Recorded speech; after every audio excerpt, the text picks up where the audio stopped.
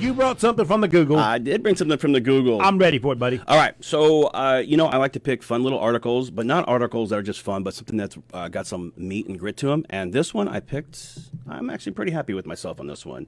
So I picked an article that was written by a guy. It wasn't written by, but it was 3 questions that an ex-Navy SEAL named Jocko Willink. Okay. He's got a great book called Discipline Equals Freedom. Get it. He's got some other stuff too. The guy's amazing. Discipline equals freedom. And that's going to be one of the things we're going to touch on in a second here. Okay. So it's an article about Jocko Willink on getting serious about life. And the very first one that he says, there's three things that he has here. The first one is discipline equals freedom. And what he goes on to say about that is we tend to associate freedom with doing whatever we want. However, Willink argues that freedom is found in what we don't do rather than what we do. And I'm going to go on a little bit more because this is fascinating. He's talking about personal responsibility. Yes. Yeah.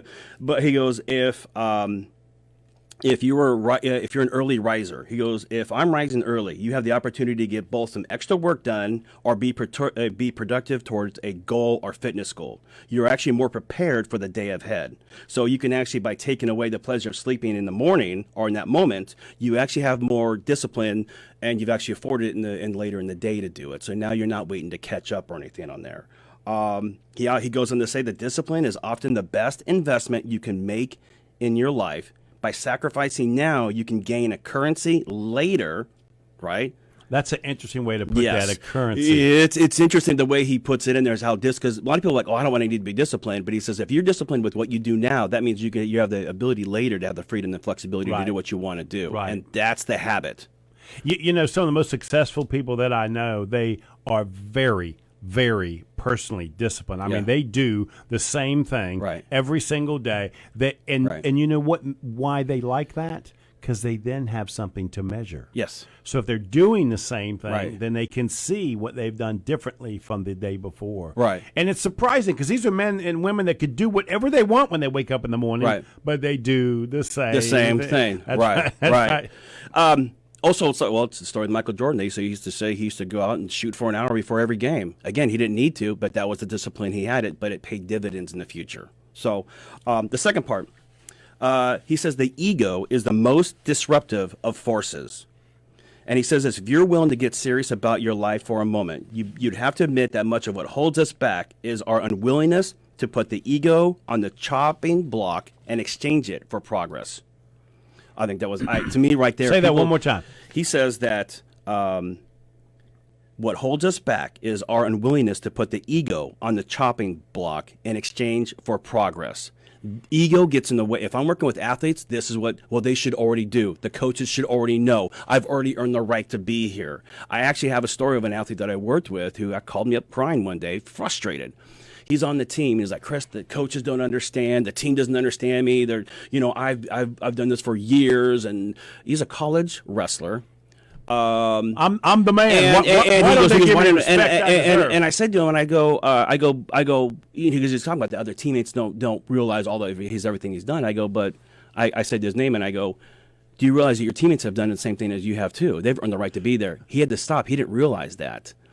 Because the teammates have also put in the many years and the frustrations. Right. He was just looking at him saying, well, they don't know who I am and all they'll have gone through to get here. I go, but you're on them. Every one of those. You're an All-American, and the teammates you're with are All-American. They've had to do the same thing. And once he realized that, he's like, oh, now I get it. I thought it was just about me. It's about us and a team and what we've done to get here. Now we're a select group. Right. So a lot about ego for a lot of people is a destroyer, even in personal relationships. Well, they should already do this, or I deserve this, or I do that. Maybe. But if your ego is going to get in the way of, in this case, progress or anything else, or your happiness in life, you might want to change your strategy. And, that's a fine line because I see ego as this driving force for business people. Absolutely. And helps them with ambition. Yes. It helps them through adversity, Yeah. So there really is a fine line that I don't want to beat out the confidence in the ego in somebody. Yeah. But there's no doubt in a business setting, this is probably the number one problem that I run into when I'm trying to get a transaction done. Well, now that here's where you take ego. Ego is great to have, and you're right. Most successful people have them. They're just that they've driven for it. They've actually reinforced themselves for it. But this is where you have to learn to step back, maybe, and to look at what your outcome is. So if you don't have a clear outcome of what it really means to do what you're doing and the emotional behind it, it will be a disruption to you. You know, this reminds me, and you could tell me whether you think it fits or not, but there was a Catholic priest that once asked me, Joe, do you want to be right or do you want to get what you want? Yes.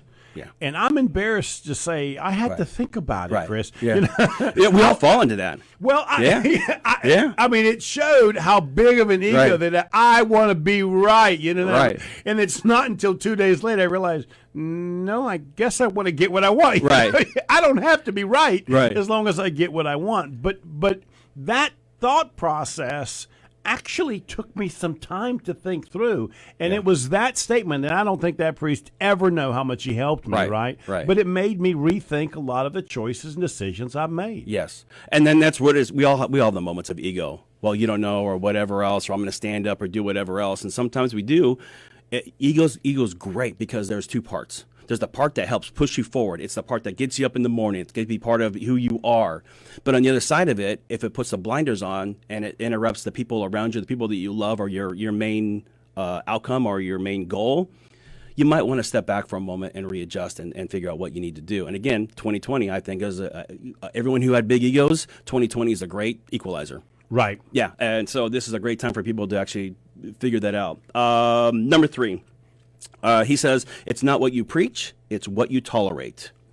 What he says here is many of us could do better at everything we do, but we tolerate our own second-rate effort while preaching excuses such as, I could have done better, or this person messed me up, or whatever else. What he says is this way, demand the best from yourself. He goes, if you learn how to ask that question of yourself, is demand better than yourself, to not do the excuses, or not just to preach it or to tolerate it, but to actually do something about it. And most people, again, if you look at Facebook or everything else, look at 2019, people were preaching about how good and how strong and everything they were. We're now a year later, and we're seeing a big equalizer with this. And this is with athletes or anybody else. This is a great time for people to go, okay, what am I willing to tolerate? Because this is something that most people I know, no one's ever asked this question. But if you go, I'm not willing to tolerate this anymore, and I'm willing to do this because there's a bigger benefit to it, I'm going to go in this new direction. So here, I'll just say it this way. Don't tolerate mediocrity.